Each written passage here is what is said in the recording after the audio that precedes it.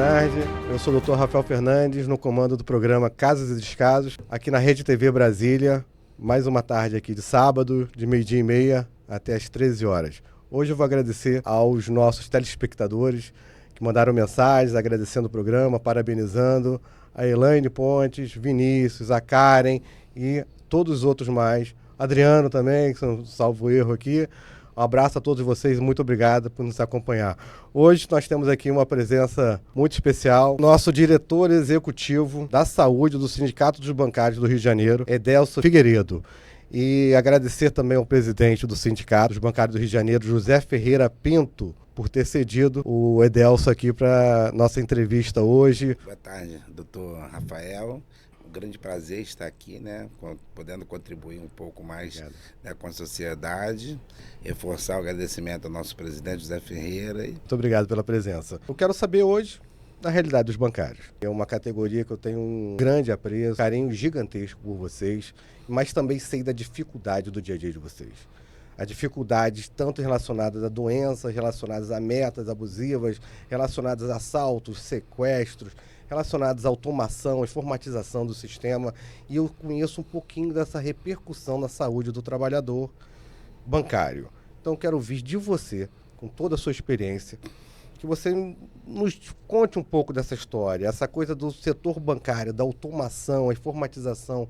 O que significou isso lá nos anos 90? Vamos começar lá atrás um pouco, entendeu?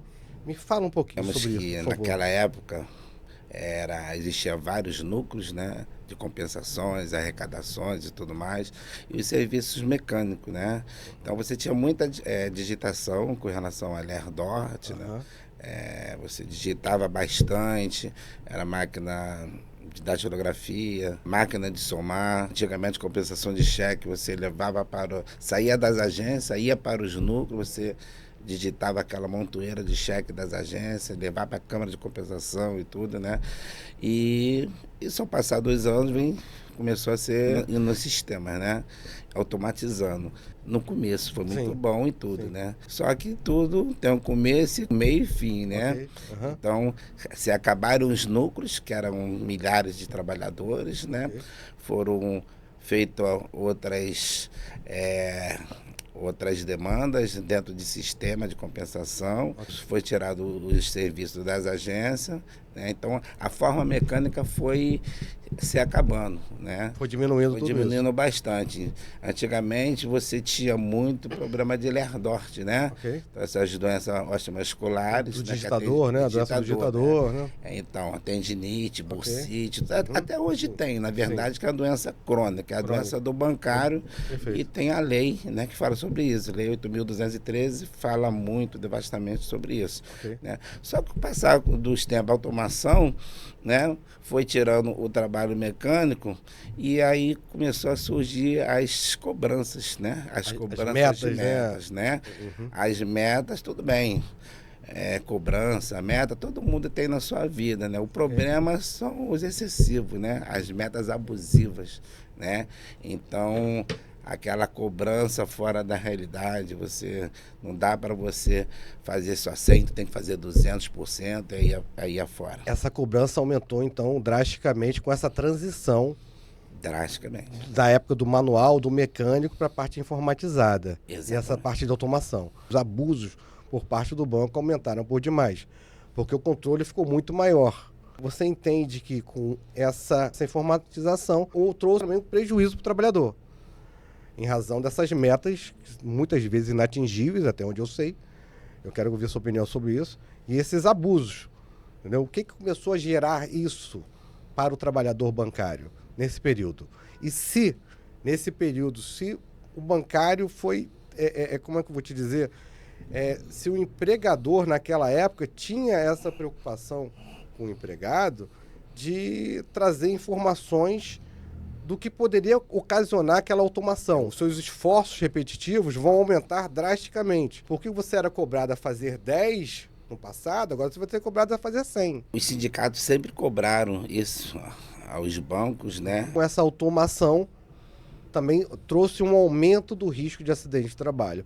Porque quando o funcionário fazia antigamente 10, ele atendia 10 situações, com automação ele passou a atender, por exemplo, a 100, Então, tipo, tivemos um salto absurdo em relação ao aumento de risco de acidente de trabalho para aquele trabalhador. E o sindicato provavelmente deve ter tentado intervir junto aos bancos em relação a essa questão da prevenção, aquela coisa toda na época.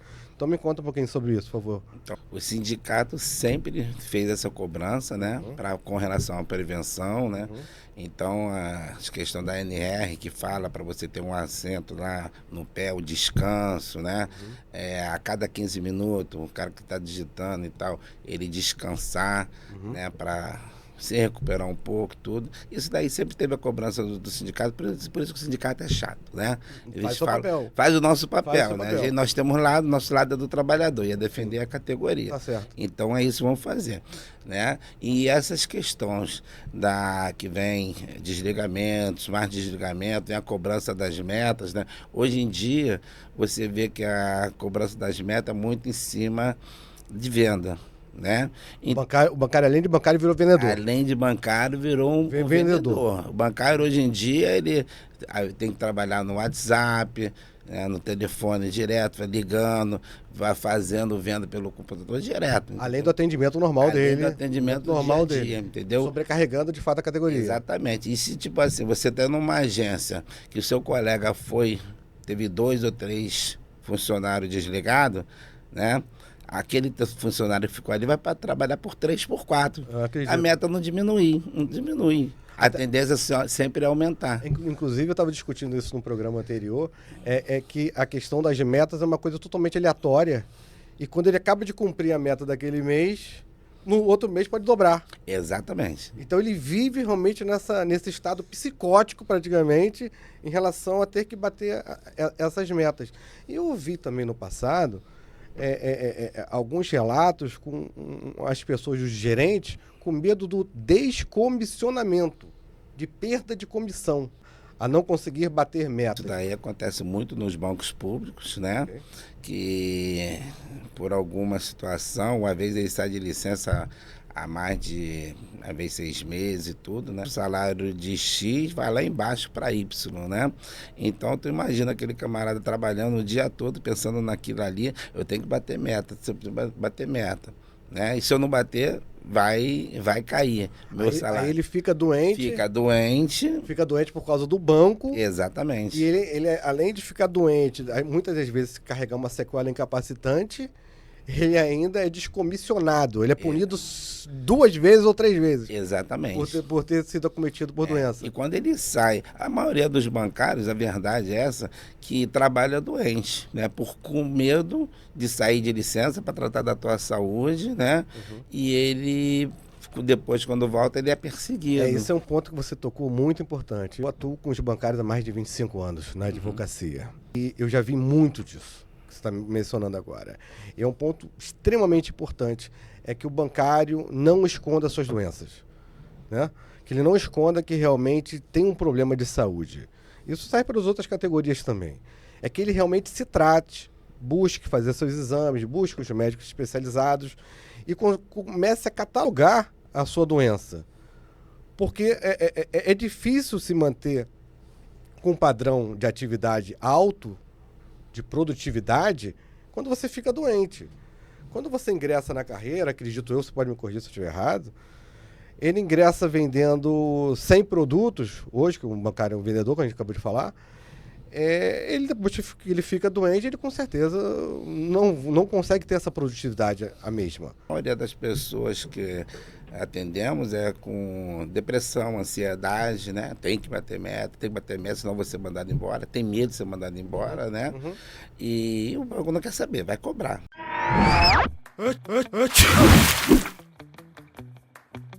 Muitas vezes, o cliente, a conta dele vem alta, né? Então ele está convicto que tem um vazamento e eu faço todas as investigações. No final de tudo, depois de todos os testes, usando toda a tecnologia que nós possuímos, né, que nós temos certificações, diversos equipamentos, aí no final não existe vazamento nenhum.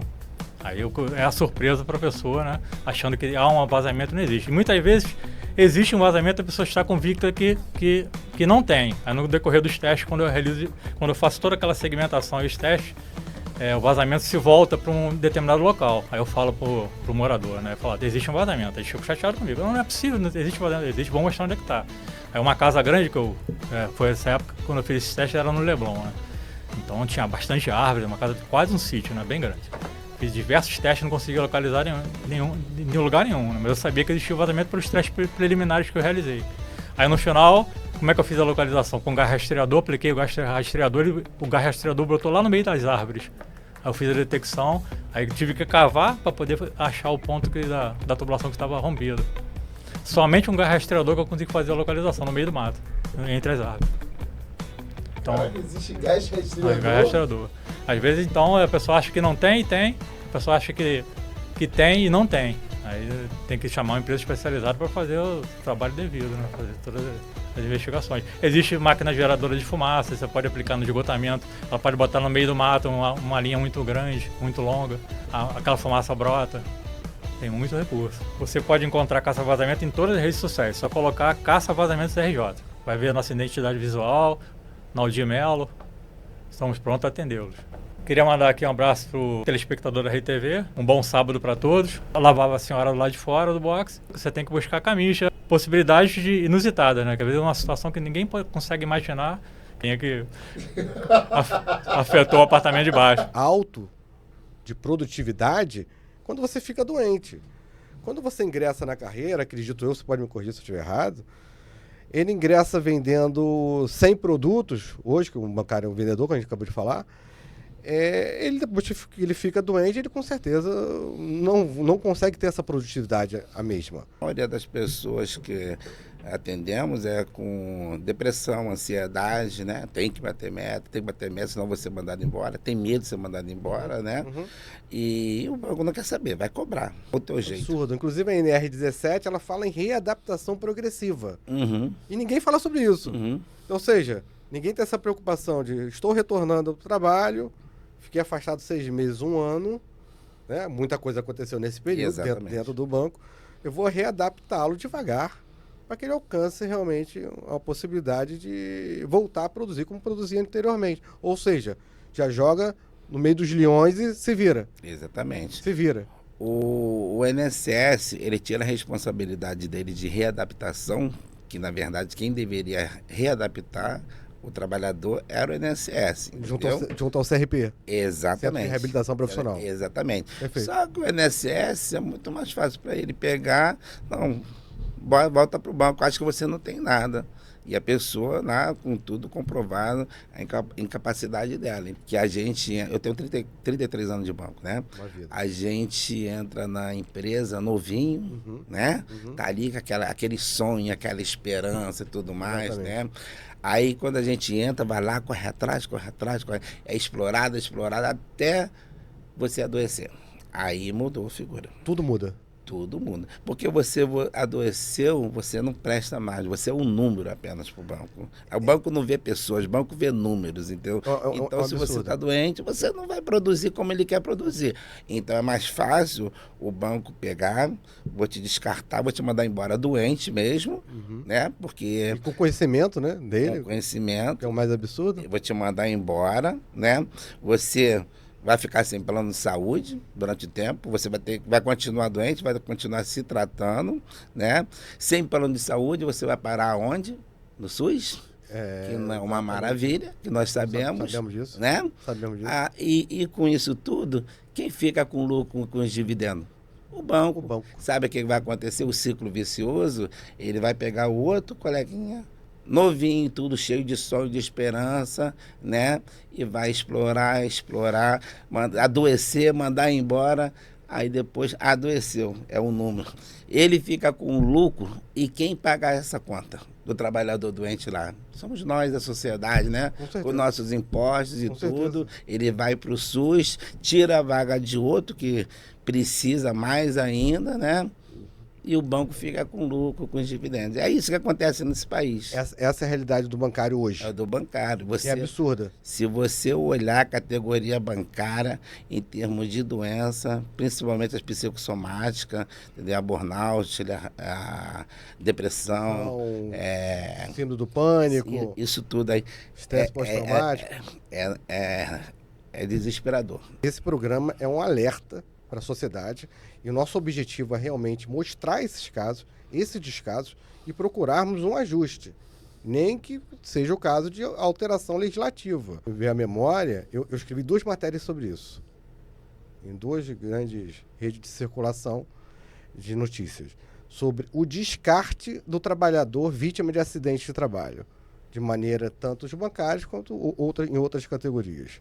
É que existe no Brasil hoje, primeiro são as situações de subnotificações. Nós vamos falar sobre isso também em relação à emissão da CAT. Muitos empregadores não emitem de forma correta. No momento que a pessoa mais precisa, que ela fica realmente doente, não tem emissão de comunicação de acidente de trabalho, o INSS dá alta, não leva esse cidadão para reabilitação, que é um direito dele, está previsto na lei. O banco não está nem aí, coloca essa pessoa para fazer o que ela fazia anteriormente, ou com mais pressão, até ela pedir demissão. E ela está no mercado de trabalho doente, sem nenhuma perspectiva de vida. A questão do plano de saúde, falar de uma pessoa aí com 48 a 55 anos de idade, é um absurdo de caro, um plano de saúde desse. Exatamente. São chefes de família, né? Tem aquelas obrigações com seus familiares, lógico. Nós começamos a arrastar essas vítimas de acidentes de trabalho, muitas das vezes até mesmo ao suicídio. Eu pergunto sempre, quem é que vai contratar você doente? Ninguém. Ninguém. Você vai passar por um admissional, por um médico. O setor de saúde ocupacional do banco, os médicos dos bancos, os médicos das empresas, têm grande responsabilidade nisso. Aí vamos para o lado da ética. Faz o juramento médico dele, de defender a saúde e tudo, né? Tem o seu diploma e tudo. Desculpa, alguns médicos têm que rasgar seu diploma. Eu acredito que sim. Tem que rasgar o seu diploma por vergonha. Porque, vou falar da categoria bancária. Claro. A gente sabe, a gente tem denúncia que alguns médicos do trabalho, você pode estar chegando lá morrendo, né? Que ele não tem autonomia para te dar um inapto para você, falar que você está doente. É um absurdo. Então, ele passa a ser um funcionário, um empregado ali da empresa, faz o que a empresa manda. Isso é extremamente sério. Existe o médico do trabalho da empresa, sim, mas existe o médico também do trabalho dos empregados. Exatamente. Para poder realmente discutir essa situação do empregado. Mas, infelizmente, não é o que acontece. Normalmente, esses médicos de trabalho controlam o PCMSO da empresa, né? O Programa de Controle de Saúde Médica Ocupacional da empresa. E não está protegendo em nada o trabalhador, enquanto ele deveria proteger o trabalhador. Rafael, você imagina a pessoa que está com burnout, né? Daí chega no INSS, alguns peritos, não são todos, graças a Deus, deixa a pessoa mais doente ainda. O camarada, veio de estar ali avaliando a tua condição de saúde, a LERDORT, né? Tem a lei sobre ela, né, e tudo. Então, eu acredito que a doença psicossomática deve encaminhar uma lei também sobre isso. Hoje vamos encerrar aqui. Edelso vai voltar em outro momento, agradecer a sua presença. E você de casa, voltamos na próxima semana com mais um Casos e Descasos com vocês. Muito obrigado. Antigamente, doutor, a gente apresentava não só estudos científicos, que era papel, que era uma coisa que pesava bastante antes do iPad, tá? E mais as amostras. Falando de caixas de medicamentos. Vidro, naquela época muito vidro. Em pé tinha que ficar camado. Eu lembro na época ele comentando, você passou por isso também? Primeiro, a gente não fala com uma única especialidade. Iniciei fazendo São Gonçalo, Niterói, Itaboraí, Maricá, Rio Bonito e até Macaé. Todo o estado do Rio de Janeiro. Exatamente. Como não ter trabalhando? Ele tá dentro do banco. Tá trabalhando. Tá trabalhando. É o quê? Acidente de trabalho. Acidente do trabalho. Uma cena dessa você não tem como ficar indignado. Esse é um trabalhador, um vigilante bancário que perdeu a vida no exercício do seu trabalho. É um caso clássico de acidente de trabalho em relação ao vigilante. De quem é a responsabilidade disso? A gente tem que se indignar com esse tipo de situação que não pode continuar acontecendo. O bandido não pode sacar a arma de um vigilante e sair ileso. O vigilante tem que ter proteção por parte do banco, por parte do seu empregador direto, a empresa de segurança, e tem que proteger esse vigilante, esses trabalhadores que estão expostos no dia a dia à violência. Mas ele deu mole, doutor. O vigilante deu mole para poder ter sacado a arma dele? Não, ele está dentro do ambiente de trabalho dele. O vagabundo que não podia ter sacado a arma dele. O vagabundo, quando passou na porta giratória, não tinha arma nenhuma. Ele está olhando a porta giratória para ver se outras pessoas vão entrar. Trabalhando, o vagabundo vai e atira no vigilante com a sua própria arma. Fica a nossa indignação, uma cena dessa, agradecer o UOL aqui por ceder a cena, e fica nosso pesar pelos familiares, porque esse tipo de situação é o que os vigilantes hoje em dia vivem. e ninguém fala nada. Com armas de baixo calibre contra a bandidagem com armas de grande calibre. Fica a nossa indignação e nossos pêsames aos familiares. Agora cabe aos familiares que sejam indenizados em razão desse acidente de trabalho, desse caso. E se tiver prejuízo aos outros vigilantes bancários ali presentes também, sem resultado morte, cabe também indenização, que alguém tem que pagar por isso.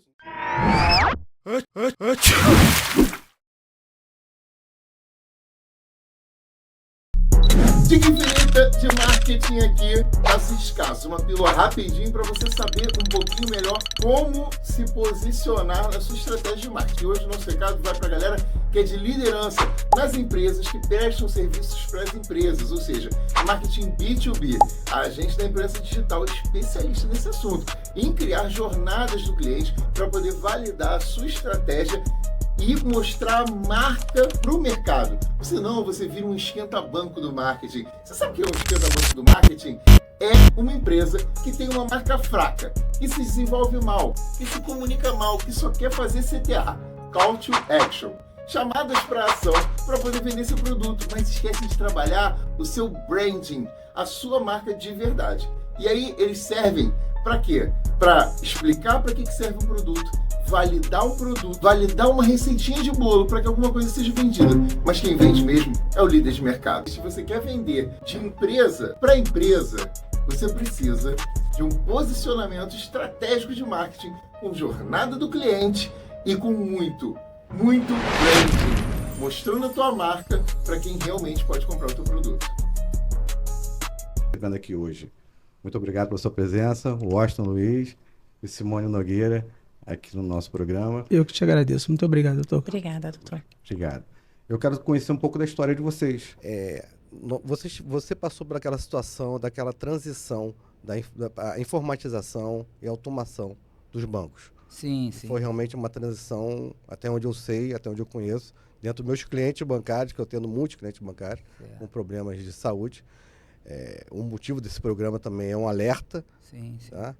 aos que ainda gozam de plena saúde e os que não gozam de plena saúde, para que comecem a tratar de sua saúde, que está em primeiro lugar. Dentro dessa perspectiva e dessa mudança com a informatização e automação, o que significou isso na sua vida naquela época, isso lá nos anos 90? Bom, toda mudança ela gera certa insegurança, né? E assim, a questão da adaptação